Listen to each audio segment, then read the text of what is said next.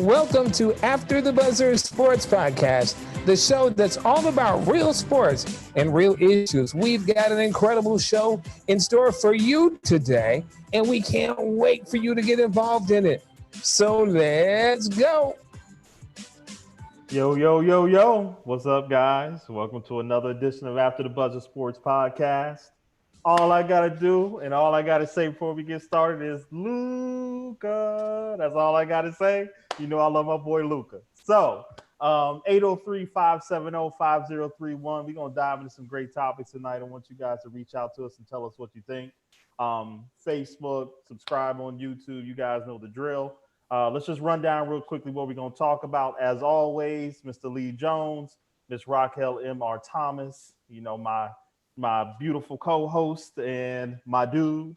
So let's jump into what we're going to talk about tonight, guys. The NBA playoffs. What are your thoughts about the first round? Again, some games we saw last night, even some games that took place today, some interesting outcomes today.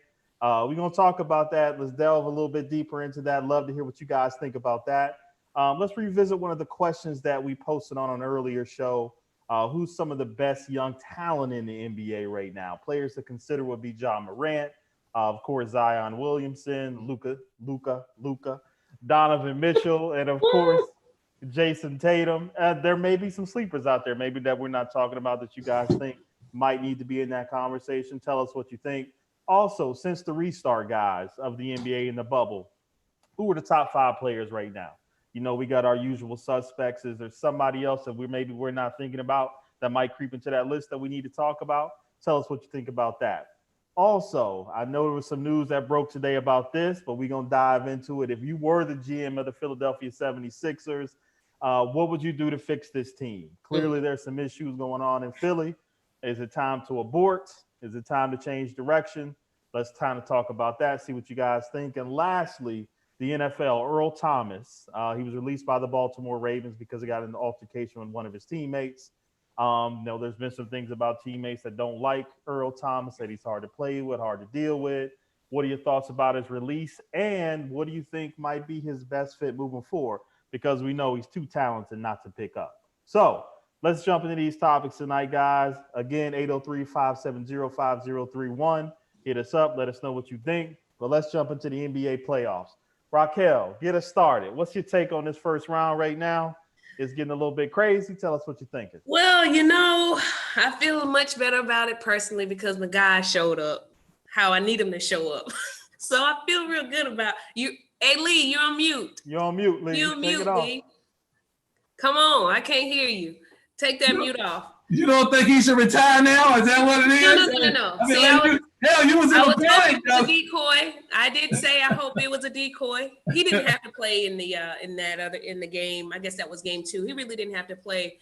But I expect LeBron to play like this for the rest of the playoffs. In all honesty, this is the LeBron I want to see. I think he and AD played well together. Really excited about Rondo. I think they're going to get better, but this is the kind of basketball I think they're going to have to play. This is the kind of ball that AD and LeBron are going to have to play if they're going to win. They don't have a choice. This is what the Lakers has to look like to win the NBA championship, or they will not win. I'll tell you what, the series is tied 2-2 with the Rockets. I didn't expect that, actually. I'm a bit surprised. So now I feel a little different about that series because now the momentum has definitely shifted. And in basketball, everything is about momentum. Everything. So I think Houston could be in trouble. They really got to win the next game, I think, to survive the first round. Or I think the momentum is just going to be too much to swing back the other way, especially with the other team being the underdog. I'm not surprised that Giannis, those boys are 3-1. That was my expectation. I was really surprised they lost the first game. And I know that Utah series, that one is the most exciting to me right now for some reason. I'm enjoying that series more than all the other series, but I don't have a dog in that fight, so it doesn't matter to me one way or another. I just want the easiest game for my Lakers. But I know you guys have something to say about that. What you think, Lee? What you think?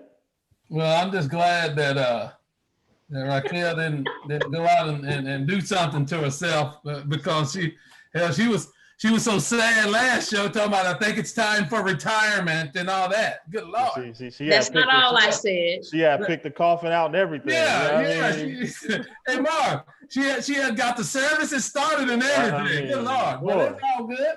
It's all good. Look, the Lakers, for me, stat, LeBron, we knew LeBron was gonna bounce back and play better. But if you look at that game, even though LeBron was doing his thing, Mark, that game was still close. But when Anthony Davis, because Anthony Davis didn't do anything in the first half, when he picked his game up, Mark, then the Lakers started distancing themselves. He was defensively, he was protecting the rim, he was rebounding. And then, man, the guy is so smooth with his jumper, man. Yeah. His mid-range is off the chain. So when he's aggressive, when he's playing, I've always said it, the game comes easier for the Lakers. For Portland, man, look, Lillard's going to have a monster game tonight. I mean, I need it for Portland to win this series. He needs a 45, 50-point game for them because scoring 30 is just not going to happen for them. It's just not. So I think the Lakers are in good position, but Dame can go off at any time. McCullough sort of came back down. He had a decent game. He sort of came back down. And for me, they just don't have a matchup for Anthony Davis. They just don't. The Lakers play defense, man. That's the other thing. And Lee, let me give you an interesting stat to kind of before you keep going here. And what a lot of people don't talk about is Portland averaged 126. Yep. They were averaging 126 points all their games before they started to play off in the bubble. Now I don't think they've gotten over 110 in one game against LA. Yeah. They had 90 something field goal attempts in the last game, 19 free throw attempts, and still couldn't break 110 in terms of scoring. And that's the difference between the Lakers and everybody else. That length, that size bothers Portland. And I told people before this started, watching Dame shoot 30-footers and knocking it down, it all looks good. It looks pretty. People love to see it, but you live by it, you die by it. And if you don't have any other way to score consistently, which they do not have, it's either all glory or nothing. If you don't have jump shots, Mark. all jump shots. If you're not hitting and you can't defend, which they have no answer for AD, like you said, just to piggyback off what you said, they in trouble. So I agree with you. He got to go for 50 tonight. They got to start the game strong. Yeah. If not, they might be in trouble. So I just want to add that to it, Lee. But go ahead. No. You're absolutely right. It's when you don't have anybody that you can throw the ball into, Mark. Right. When everything is jumpers. That's all they do. Yeah. And they'll have a streaky period within the game, but then it falls off. Mm-hmm. And then what do you do? And then the other thing, LA gets a lot of second chance points with offensive rebounding, and they just don't rebound the ball well. Yeah. And it's just a recipe for disaster when you play on a team that's keeping you in the high 30s or 40% field goal percentage. It's just not a good mix. So no, I'm with you on the Laker game. I think short of them just falling down, they're on point. I was going to text you, Marv. I was going to say, but that LeBron, I hate to see him dribbling up top, though, boy. It's hard. It's hard to watch him dribble, man. Yeah. I mean, he's an excellent passer, but all that dribble, man, I'm like, come on. But when Rondo comes back and he can play off of it, because the guy can pass with his eyes closed. Yeah. It's just a different vibe. So you're right, Raquel. When they get Rondo back, I think it even takes them to another level. But you'll see them spread the floor better, and you'll see the pick and roll more as well. They're too jumbled right now. And I think Rondo certainly breaks that up for us. And we'll be able to run the ball. We're not getting enough fast break points. Like every time I look at the game, we're really not getting any fast break points. It's really like a middle school basketball game if you break down how many points we're getting on the fast break. Let's go to the Jazz and the Nuggets. The Nuggets. What do you think about that? Look, I think the Nuggets are underachieving. I think that they're not doing the things that they did all season to be effective. But listen, I mean, Donovan Mitchell is he taking this series over. And the Nuggets have found a recipe. I mean, the Jazz have found a recipe against the Nuggets. They put Jokic in that pick and roll with Donovan, and he's slow. He's slow. He's slow. Now, for all the things that he does well, guarding the pick and roll is not one. And they're struggling. They got to find a way to be able to stop that. I think Donovan had, 50 in the last game. I think he's averaging 35 or something on the series. But somebody that's not being talked about that I thought was always going to be a good pickup for them when they did it was Conley. He's a steadying force. He lets Donovan Mitchell be off the ball to get a rest when he needs to and to become just a scorer, not a playmaker. He's also giving you 26 a game in this series, which is huge. I mean, that is big. You got Gobert, doing what he does in terms of guarding the rim. So Denver in trouble. They better find a way to guard that pick and roll real quick. It might even come to the See, I don't think they can. Well, if they could, they would have figured it out by now. I don't think they can. Well, they might have to sit him. They might have to sit him for a stretch because, he gives you so much offensively. But they won't. They won't. But they really, they be in bad shape if they do that. But he's becoming such a liability. If you watch that game, I mean, he was just lost on pick and rolls, on trying to defend. And most people can't defend Donovan anyway. But he was lost. So it's killing Denver in terms of what they can do. Yeah. Defensively, Mark, they again, you got all these and the European players, they can shoot. Yeah. They're skilled offensively, but their defensive skills just aren't there. And you're right, no foot speed, no lateral movement.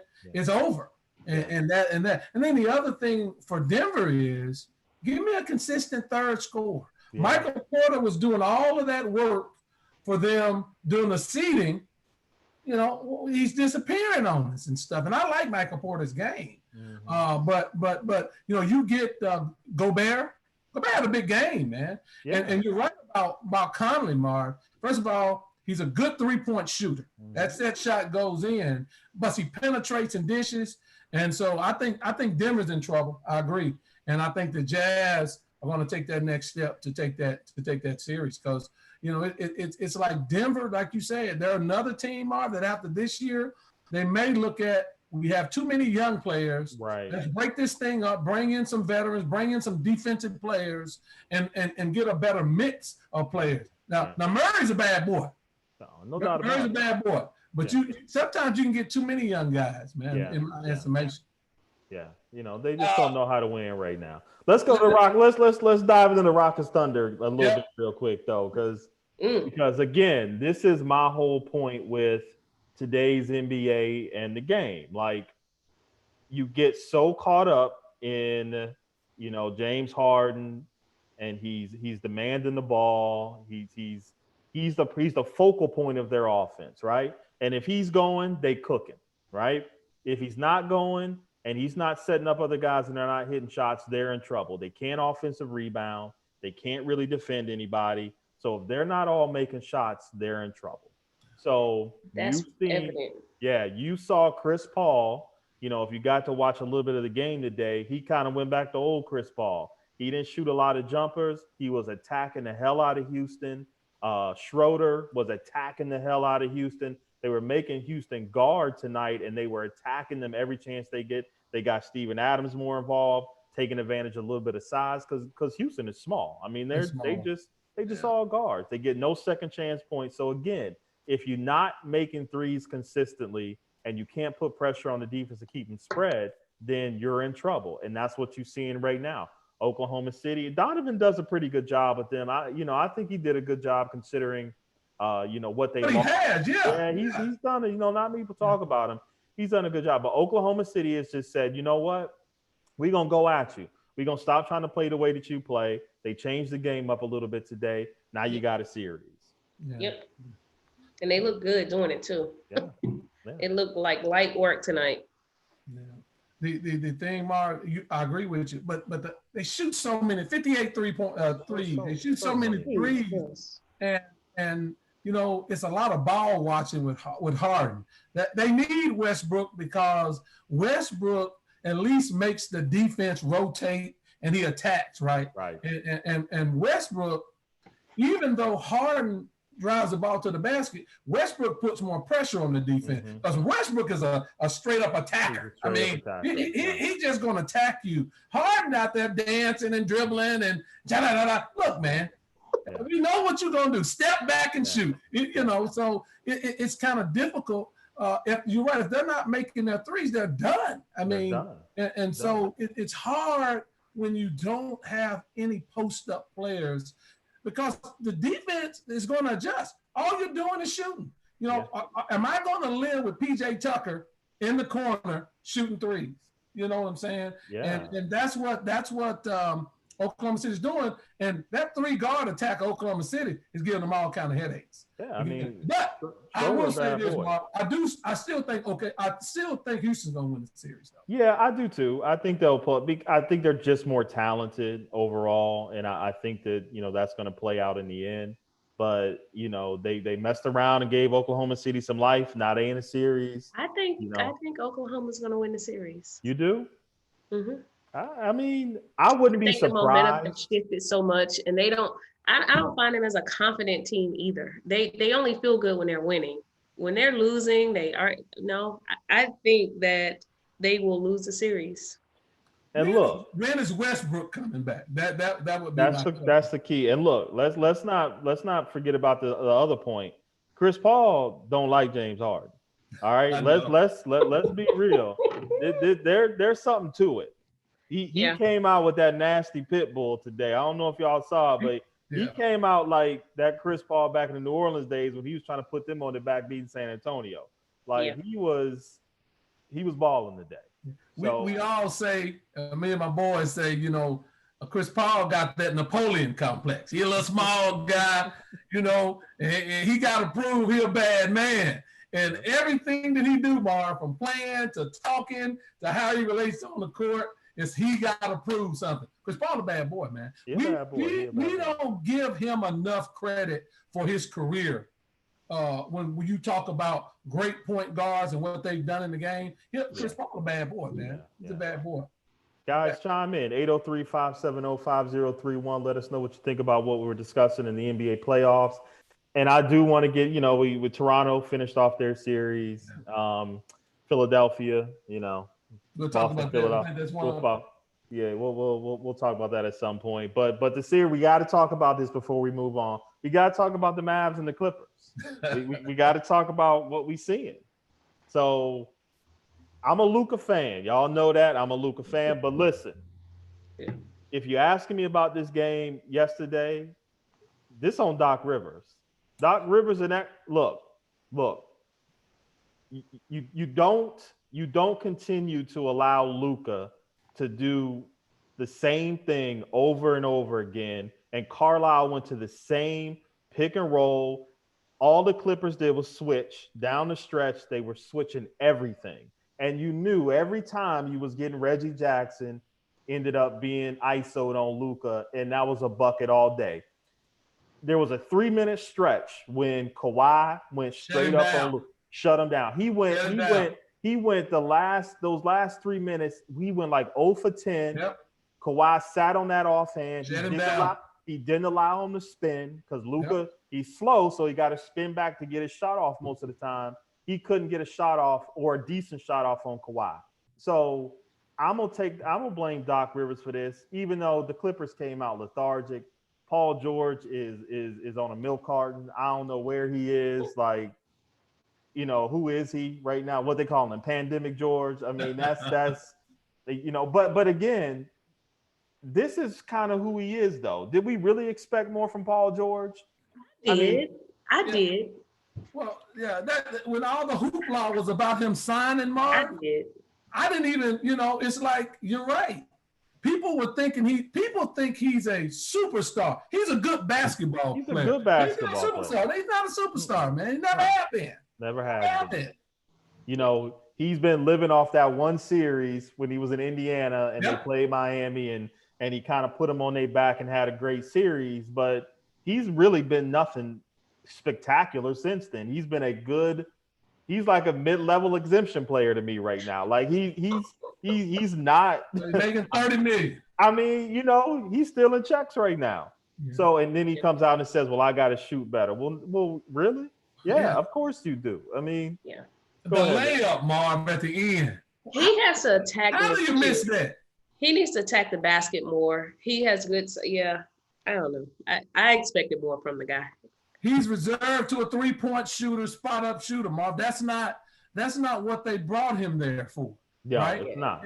And all he does is sit out on the perimeter, and then when he dropped that last shot, it was point blank, just dunked the ball. I mean, I didn't get it. He missed a lot of. But Marv, I'm gonna say this: Doc Rivers, but I blame Kawhi too. So it's what 3-4 seconds, whatever it was, and he come off the screen.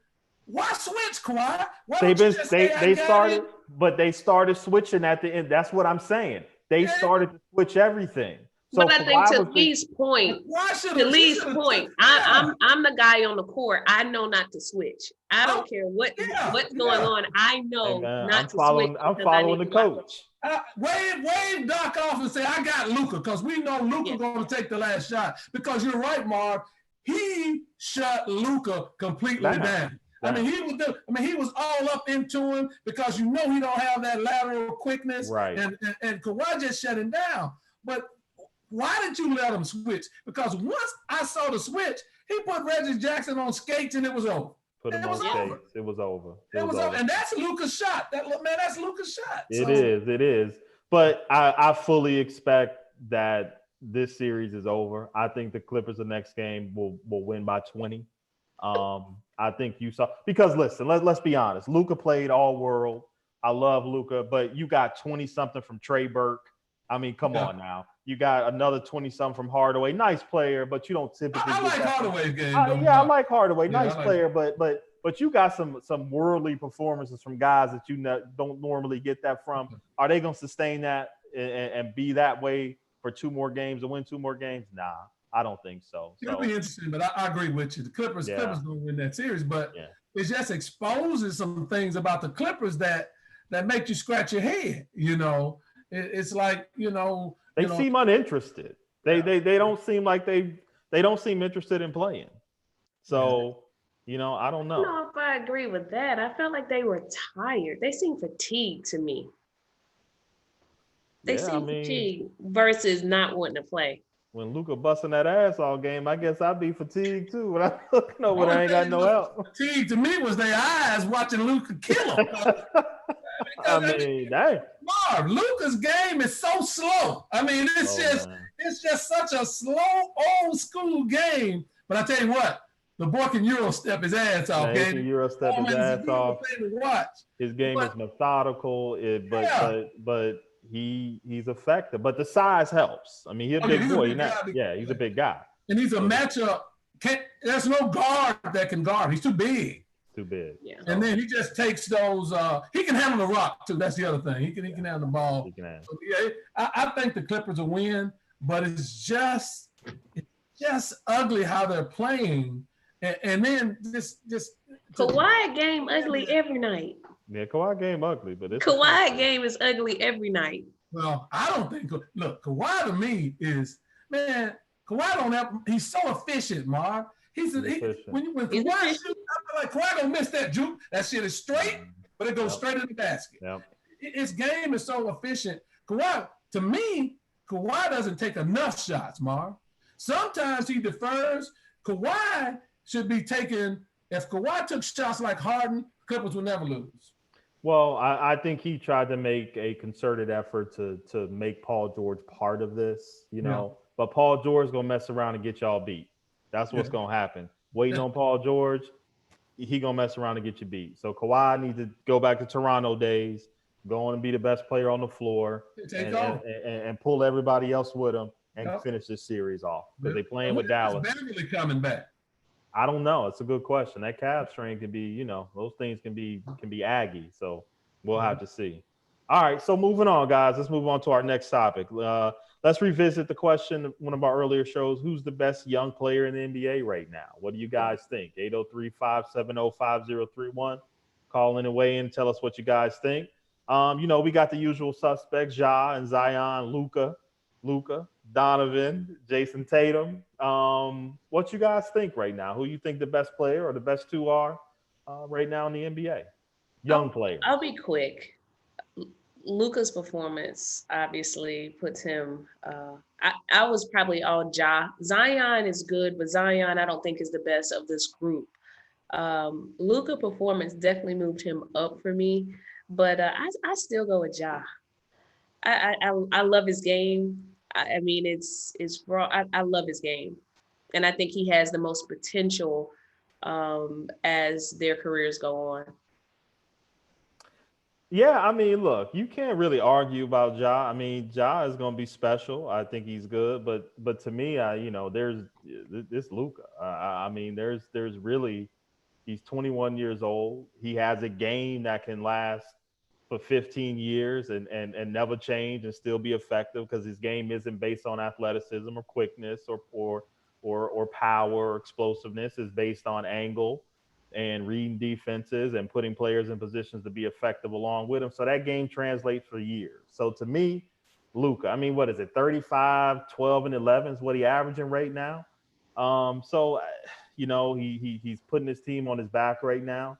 I got to go with Luca. And number two right now, I'm gonna go with Donovan Mitchell. I mean, Mitchell. Yeah, you can't. He's averaging 35 in this playoff round, 35 and 6.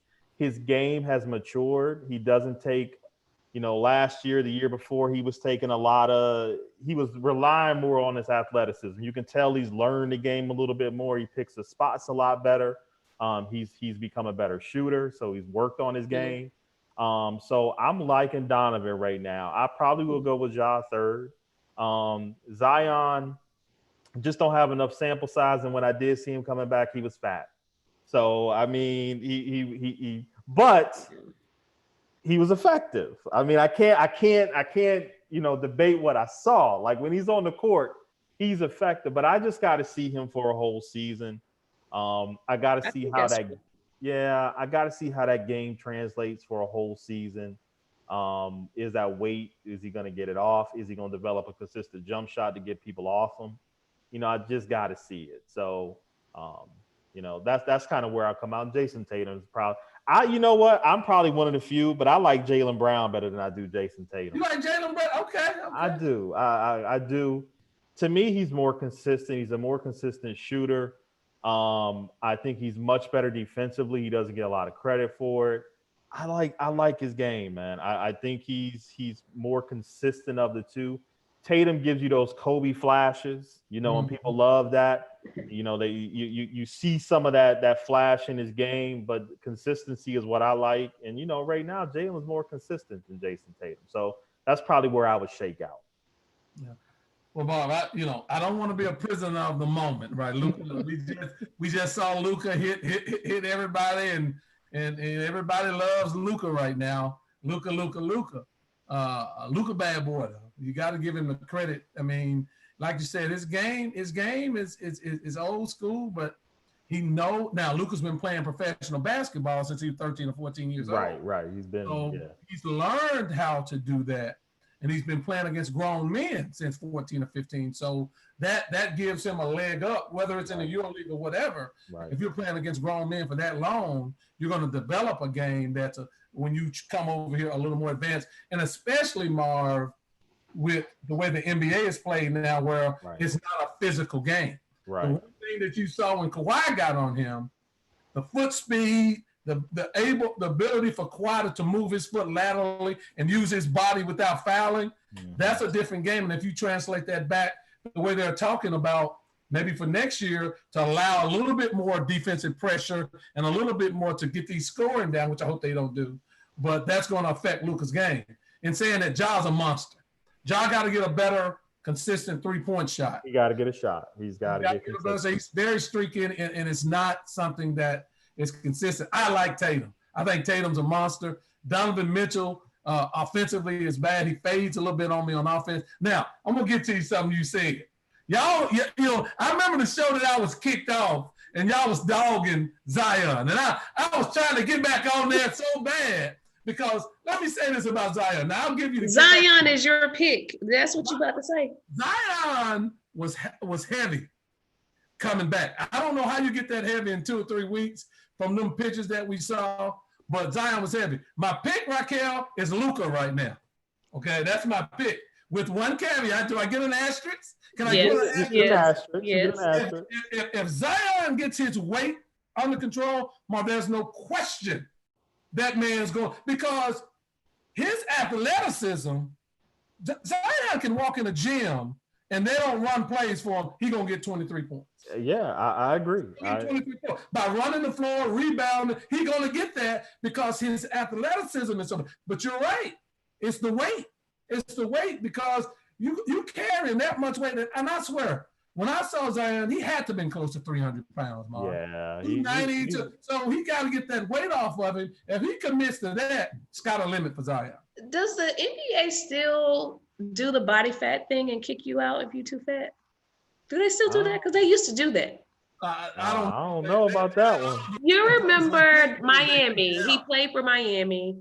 Oh, that was Pat Riley. Pat Riley used to do that. He used to do that to his players. They used to do the body fat, the BMI whole thing. He used to do that. They used to do it for us, and nobody would make it. We was all fat. So, they be like, Mark, you weren't fat. You was black fat. That's different. There's a difference between white fat and black fat is different. That's all that is. You black fat. That's all. Exactly. So and that's a big caveat because we don't know. But certainly long term, if he gets that weight under control, Zion is a bad man. And people, this whole deal about not playing him and stuff, that sort of put a stain on the perception of him, Mark. Yeah, it did. He wasn't hurt. Yeah. And so the way they babied him, and I told you that was going to get Gentry fired, and it did. So the answer to Raquel's question is definitely Luka right now with a caveat. Yeah, I just need to see Zion. I need a bigger sample size. But I agree with you from an athleticism standpoint, and he can walk in the gym and get 20 in his sleep, just because of the things he does. So we'll see. I'm excited to see next year with him in a full season. I may be changing it, but right now we got 2 for Luka, 1 for Ja. Luka wins. Yeah. And if Zion gets his weight, he'll become a better rebounder, Marcus. He doesn't rebound the ball well. He will. A guy that's as active as he is. So that. All right, we'll stay in that. We'll kind of move to who are the top 5 players in the league right now since the return of the bubble. Like, what do you guys think? Who are our top 5? 803-570-5031. Call in, tell us what you guys think. Weigh in on this one. I'm sure we might have a few surprises. So I'm gonna go ahead and start and let you guys kind of chime in on this. I'm a big RPM person. Defensive, offensive possessions per 100 possessions. That's my thing. Plus minus is my thing in basketball. It always tells a story, right? So for me, number 5 is probably going to be Anthony Davis. Yeah, number 5 for me is Anthony Davis. Right now, his plus minus is almost 3. It's hard to have a high plus minus when you play with LeBron. But, my eye test tells me that Anthony Davis is top 5. I mean, he probably could be higher. But some of the other guys are just impacting their team a little bit more in different ways. Anthony doesn't have to do everything, but he could if he needed to. But he doesn't have to. But I do like how much better he's gotten and active he's gotten defensively. He's turned it up the last few games. He's affected the game a lot different ways than he has in the past. So I do like seeing that. Number 4 for me is James Harden. James, he can get 30. He can get 35 in his sleep. He's definitely the best scorer in the NBA until KD gets back. And the things that he's asked to do for that team to put them in positions to win, his usage rate is really high, and he's efficient for as high as his usage rate is. His plus minus is almost 6. So I'm gonna go with James Harden, number 4. Number 3 for me is Kawhi. There's no doubt about it. Kawhi's plus minus is almost 6 itself. He's very high. If Kawhi decides to take over the game with the Clippers they'll be just fine. Kawhi just needs to go ahead and say, I'm gonna do what I need to do. But he affects the game in so many different ways. You saw just in that short spurt on Luka, what he did to Luka and the things that he can do defensively. That's what he made his name on when he came into the league, the claw, as we all know. So number 3 is Kawhi for me. Number 2 is LeBron. There's no way you can avoid it. LeBron's +9. This is almost 10. Is at 10. Look, 35, year 17. The things that he's doing. You can hate him all you want to, but you can't hate what LeBron does on the floor and the ways that he affects the basketball game on so many different levels. So he's still the second best player in the league to me. I mean, I hate to put him at number 2, but I just got to right now because Giannis right now to me is number 1. I mean, he's in a position to do MVP, Defensive Player of the Year. They're statistically Milwaukee's the best defensive team that we've seen in a long time, and he anchors that with Lopez.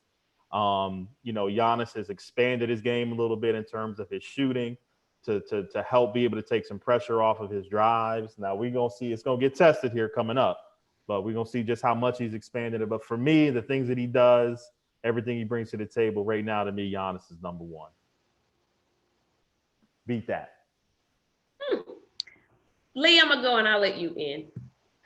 I have James Harden at number 5. You've already gone over stats. I have Leonard at 4, Davis at 3, Giannis at 2, LeBron at 1. Same guy, just a little different order. So you can't really. She was gonna put LeBron. I mean, we knew that. Yeah, it was anticlimactic. Number 1. We knew what that was. Yeah, I could have won lotto tickets if I had to do that. That was easy. Shit, I mean, come on. That's it. Come on. Bob, I got Kawhi at 5, and the only reason I think the Clippers try to rest Kawhi on defense. Kawhi's a better defensive player than he's showing, right? Yeah. And I think because of the injuries that he's had, he ramped it down a little bit defensively because Kawhi could shut down anybody. Yeah. And any player 1 through 4, basically. Yet we don't see that anymore, really. Well, and that was the reason they were supposedly got Paul George, was to help him and take some of that load off of him. So yeah, I agree with what you're saying. He's much. You better remember than I told you guys about that good old knee on Kawhi? Yeah, he just. But it matters. You take the challenge at the end of the game. You take the challenge. So that's number 5 with me. Number 4 is Luka. Luka, a walking triple double.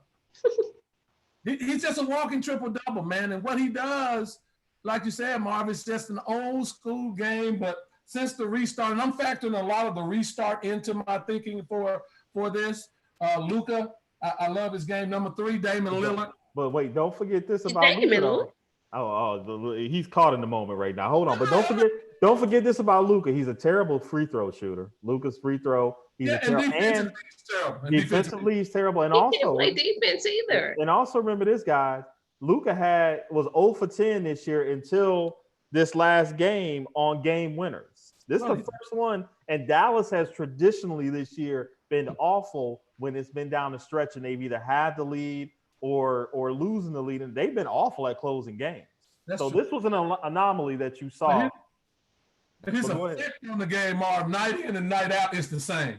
I mean, Luka's going to give you 25 points, damn near 10, 11 rebounds, and damn near 10 assists every game. That's who he is, night in and night out, more than any other player. Stuff in the stat sheet. Now, I'll give you this. But he gives up so much. He did. So he said, what, Raquel?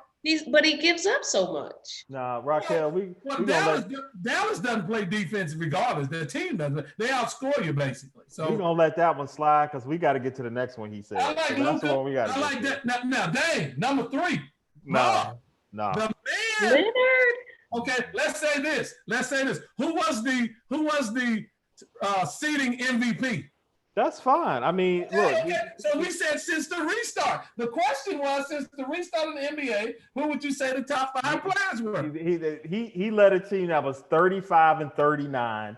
He had to average, basically score 50 to get his team in a position to even make the playoffs against very mediocre teams that they beat. He was supposed to score 50 if he's supposed to be what everybody's saying he's supposed to be. That's why I put him on that number 3. But to put him, go ahead. Yeah, he's number 3. Mark, everything you said warrants the man being, since the restart now. I ain't talking about the regular season, the restart, it warrants him being in the top 5. He's been phenomenal. But how else does he affect the game? What else does Dame do besides shoot 30-footers and everybody go, ooh, Dame can shoot it? What else does he do? Well, if they had a slasher, really, that could come in and get McCullough does it sometimes, but McCullough fades.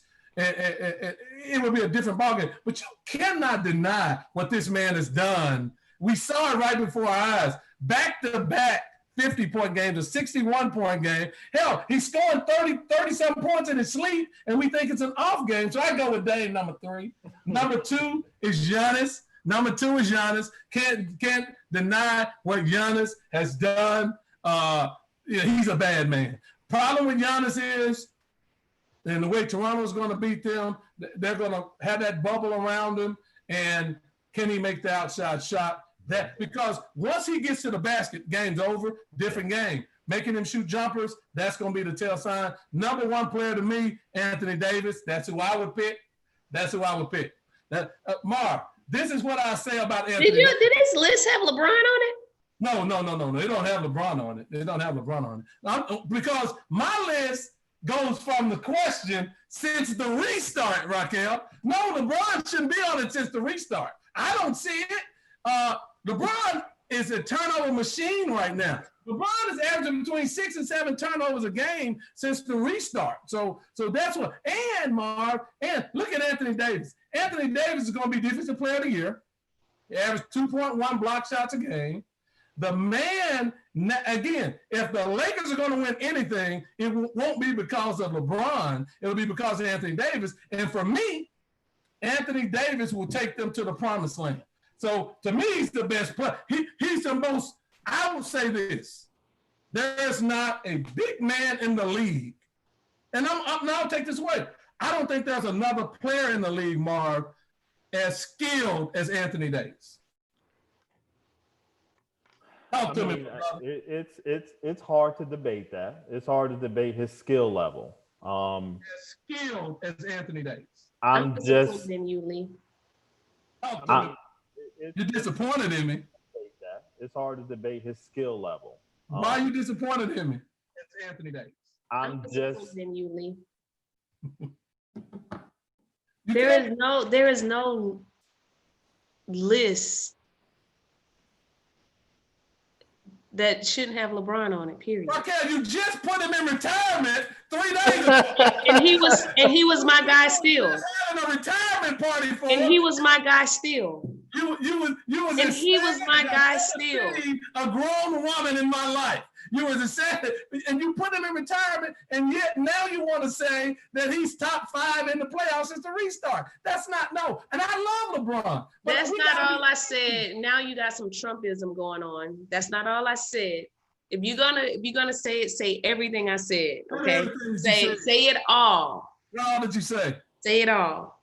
There is no list that LeBron, you can't create a list and not put LeBron on it. Of course you can. Of course you can. For best players in the NBA? Well, you must be talking about for like best dress or something. If you're talking about for best dress, okay, maybe he doesn't make that list. I'm gonna burst your bubble right now. LeBron in the NBA right now, Giannis is better. Kawhi is better. Anthony Davis is better. It's hard to put LeBron in the top 5 of the NBA right now, Marv. It's hard to do it. That doesn't mean that he's still not a talented player. But like I said a week ago. Let me ask you this question, Lee. Let me ask you this question. If you took that Laker team, and there's history to what I'm about to ask you. If you took that Laker team and you removed Anthony Davis, and just put a marginal big man, just say Dwight Howard was your big man. Do you think the Lakers would make the playoffs? No, they didn't make it last year, and that was the same scenario. So if you took LeBron out of that scenario and you gave AD that team, do they win 20 games? No. The Lakers even win 20 games? No. But that same absolutely team? They would. Absolutely. Oh no.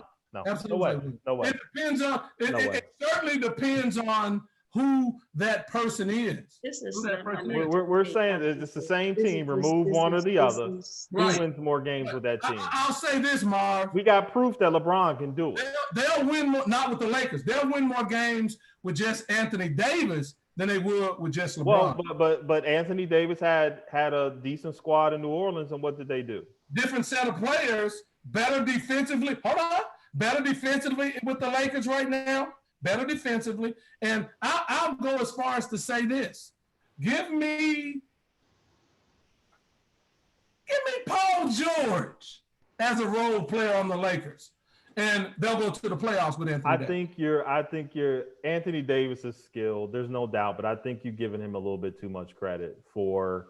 I think that the impact LeBron has that to help Anthony Davis be able to operate the way that he is right now, it's the LeBron effect. I mean, he takes so much. I think we give LeBron too much credit, Mark. I mean, I love LeBron's game, but when I watch the Lakers play, Mark, they do not start to dominate. It's very similar to, you remember when LeBron, the first year with Miami, and every game they would be in the games, but teams would be playing with them because it was still D Wade's team and D Wade and LeBron. But that next year, and when you deferred to LeBron, the whole flow of the game and the offense was better. That's the way I feel with AD and LeBron. And it shows every time they play. Even with LeBron doing his thing, when AD is active and the offense centers around them, they are much better. Now, that doesn't take anything away from LeBron in my estimation, but that's AD's team. That's not LeBron's team. And for me, nobody can change my mind on that because it pans out all the games they win. Last game, second half, AD took over. LeBron had 21 points in the first half, and it was a 2-point game, right? He scored, 17 in the second half, but AD was the monster the whole second half, and that's why they pulled away, in my opinion. I think you may need to patent black fat. I got a lot of people that are laughing about that black fat quote. You may need to go on and scoop that up real quick. So, but let's move on. We'll have that debate because we're going to watch the playoffs play off. We're going to see if AD is the man that Lee thinks he is. Hopefully he is. If not, trust me, we'll be back to tell him how wrong he was. Especially your girl, because look at it. She can't handle it.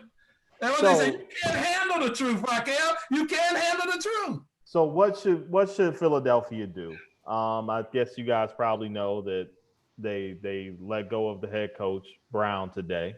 Oh, I didn't know that, but that's number one on my list. That was so. With that being said, what do you see Philadelphia doing moving forward to be able to maybe right the ship a little bit with this franchise? My number one was get a new coach. I didn't know they had done that already, but I think they have to determine who their franchise player is. Who you want for the coach? GM? Who you want? They retained Elton Brand. I got some comments about that, but go ahead, coach. Who you want? Who you want, GM? You know what? Who did the Lakers let go? Help me Ryan out. Shaw. They let. No. Just last season. Luke Walton? Luke Walton was the coach before. No, gosh, Jesus. It's going to come to me. Luke. Tyronn Lue? Yeah, he wasn't. He wasn't there. Was he there? Well, they tried to hire. He was. I like Luke. They were trying I would to like hire to see him there. I think his basketball IQ is very high, and he hasn't been able to really display. So that's who I would put there. That's what I was thinking of. That would be my choice. That's not a bad choice at his all. basketball IQ is super high. I mean, he'd probably be a much better coach than he was a player, and he was decent. He won a championship, but I like him. And I think when he gets the opportunity to be a head coach, I think we're going to see some really cool things from him if he even gets the opportunity. So that was my number one, coach. Number two, I think they have to determine who their franchise player is going to be and build around that guy, but they have to make a decision and make it rather fast. And then they have some salary cap issues. I mean, they can't afford anything. They have to get their salary cap down to really be able to really build a team. They have to do something with the dollars that they have on the floor right now and on the bench. Yeah, I mean they got a lot of issues. You know, the first one was the Harris and Horford signing. Like Al Horford is completely playing out of position. Yeah. You got Harris, like I said, he's masquerading as a star. I mean, he's stealing 180 million from them. I never quite understood that signing. But let's remember, they were 4 bounces away from the Eastern Conference Finals just a few years. Was it last year? Last year. What did the roster look like, Mar? What did the roster look like? Jimmy Butler. I mean, the roster did look completely different. So I think the first move was getting rid of the head coach. I think they needed to, because if you heard internally, there were grumblings from players saying that he never took accountability for the things that he did wrong, and he had lost the team. But listen, the number one rule, and everybody knows this from whatever era basketball you played in, your best player has to be your hardest worker, and he has to set the tone. That guys don't follow guys who just talk. They follow guys who go in and put the work in and who lead by putting work in. Joel Embiid does not put the work in. We all know that. Lazy, Mar? He lazy as hell. So he fades too much in games. He's the biggest player on the court. He got the highest usage rate of centers in the league. And every night I hear people crying about he need to get the ball more. How much more he need to get the ball? He got the highest usage rate of any center in the NBA. He's in the top 10. Like, how much more does he need to get the ball? He fades too much. He doesn't dominate enough. And your best player can't be your laziest player and the player that is not willing to lead. And other guys don't follow Embiid. So if it's me, I'm not building around Embiid. I've seen enough. He's not even played. He's played 60% of his games. He's injury prone. You can't count on him.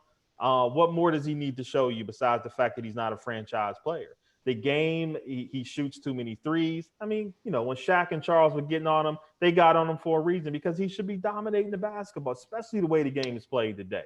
There is no excuse. So for me, I would build around Simmons if I could, but if it were me, I'd blow the whole thing up. Wow. I think they need to start from scratch. I think they need to blow it up. They need to get rid of them, get back what they can, young talent. Build with a new coach. I like Jacques Vaughn. A lot of people don't talk about Jacques Vaughn. I don't think he'll keep the job in Brooklyn because of Kyrie and KD. They're gonna have to bring somebody else in. But I like a Jacques Vaughn for a rebuild in Philly. He's played. He's learned his lessons from when he was a coach in Orlando. So keep that name in mind. Blowing it up, Marv. Which that's an option. That's certainly an option. The thing, I like Jacques Vaughn as a coach, by the way. Philly needs, in my opinion, a more of a motivating coach, Marv. Someone that'll get in their butt and motivate her and stay on them. So I don't know who that is right now. Yeah. Pop would be good with Philly, but you know, Pop ain't going there. I think Tyronn Lue is going to Brooklyn. That's what I think. Because I think that would be a nice fit. I think KD wants a championship coach, and what KD wants, KD gets. I think that's what that is. And Lue and Kyrie have Lue as a coach. Tyronn Lue and Kyrie have experience with each other. So I think that's where he'll go. But he also will be good with Zion, too, I think. I think he'll be a good influence with Zion in New Orleans. So Lue, to your point, Raquel, is going to have a lot of different offers. For me, though, Marvin, I know we've run up on time, so I'll get this out. Elton Brand, you let Jimmy Butler walk. You let J.J. Redick walk. So you don't have any outside shooting. Yeah. They're the worst outside shooting team in the NBA. Yeah. With field goals made and percentage-wise. What did you think you were going to get when you let all these people go? Yeah. I mean, so last year, you're right, 4 bounces away. So that tells you that the mix was good. I mean, it was just a luck of the ball going in. So Brett Brown, I never liked him. So they're a couple of years removed from getting rid of him. But for them, you know, Tyronn Lue, I think, would be a great coach. I think Mark Jackson would be a phenomenal coach for them. Yeah, I like Mark too. Yeah, a motivator. You know, Mark Jackson's a motivator. I think he would be great. But Elton Brand got to shoulder some of this blame for letting people walk out the door that was helping. I mean, J.J. Redick's not that knockdown shooter. So I wouldn't blow it up yet, Marv. To me, I hear everything you said is true. Joel's a passive giant, man. I don't want to hear that stuff. Brett Brown's my friend. No, Brett Brown is not getting you where you should be as the most dominant big man in the NBA. Yeah. And that's a sad thing because he can be so much better. And I'll say this last thing: get a point guard and move Ben Simmons. You still can use his skill set, very similar to what LeBron is, but he don't have to be your point. So if you could pull a Chris Paul to Philly with Simmons and Embiid, then you can talk to me. Yeah. But that's the kind of point you need. Yeah. I'm with you. I'm with you. That's what you need. So all right, guys, we kind of went over on that one a little bit because we up on time here. So let's do this Earl Thomas. You want to talk about Earl Thomas real quick? Come on, man. I know you got to talk about Earl Thomas. He always got to get his NFL. You close us out with this, Lee. I need Earl Thomas in a Cowboy uniform. What a beautiful sight it would be to have him back there. Now, they said Earl, he was late for a meeting because he was watching having his girl's car ride. Come on, Earl. What the hell wrong with you? Yeah. You on your last legs, bro. Shit, but I want him in Dallas. That's all I'm going to say. He will be good in Dallas, but you know where he's going to end up? It's either going to be San Francisco or their scheme fits him a lot better, but you know where he's going to end up? New England. He's going to end up with Belichick. Ooh. Watch what I tell you. They lost. Chung opted out. They've had 8 guys opt out. So they've been hit hardest, and defensively, he can come to that secondary. He get with Belichick. They're going to have him all over the field. San Francisco's a good choice, too. San Francisco's a good choice. Or Tampa Bay, but Tampa Bay got too many salary cap things going on. It's going to be hard. Let me tell you something. Tampa ain't going to be as good as, but I like him with a star. He's from Dallas. Let's get the money right.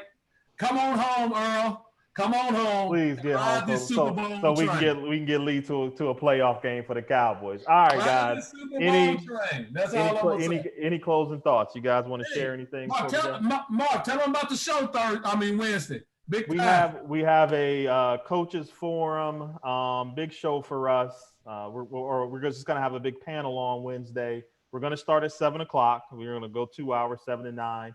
But we got a lot of great guys and females, ladies coming on to join us. We've got, Walter Pitts, UAV. We got BJ Mackey coming on, Wake Forest. We got Sean Walker, who's Elizabeth City State, coming on. We've got Roscoe Wilson coming on. Help me, guys. I think I'm forgetting a couple people here. That we got WNBA lady? Sean Gortman played on several WNBA teams and coached. Roscoe has coached abroad professionally. On the show with Dr. Roberts. He'll be joining us again. It's going to be a great show. Great show. It's going to be a great show. We're going to dive into a lot of topics and hear from some people who are in the movement right now, who are going through some of these things that can give us some good insight that we really want to know about. So it'll be a great show for us on Wednesday. So I do want to end with one thing, and I think that the NBA and Chris Paul, one of the reasons why I like Chris Paul so much is because after winning the big game today, and it was important for them to win, but he wanted to make it a point to be able to talk about the fact that we need to get out and vote. He wanted to make it a point about social issues and the things that we seem to be forgetting, or they seem to be forgetting as NBA players in this bubble, and the reason why they decided to play and do all the things that they're doing. So he wanted to bring awareness to it. I think we've lost some of that in the bubble. I haven't seen a lot of guys talk about it, and he took an opportunity today to express how he felt about that and telling us we need to get out and vote. The young man, I think in Wisconsin today, where that tragedy that happened with him today, he wanted to talk about that. So, kudos to Chris Paul for getting some refocus back on the reason why a lot of guys wanted to play. So I just want to give him a shout out because, that was great that he did that, to get the refocus back on what really was important to guys. Shout out to Jacob Blake's family. That's the young man in Wisconsin, Marv. Our hearts go out to you. And Godspeed to the family. Absolutely. Well, and on that note, guys, again, big show on Wednesday. Thank you, guys. I hate the LeBron thing is killing me. Thank you, guys, for joining us. Facebook, like us, YouTube, subscribe. You guys know the drill. We'll see you on Wednesday after the Buzzer Sports Podcast. Lee Jones, Raquel M. R. Thomas, LP. Have a good night. That's all I'm saying.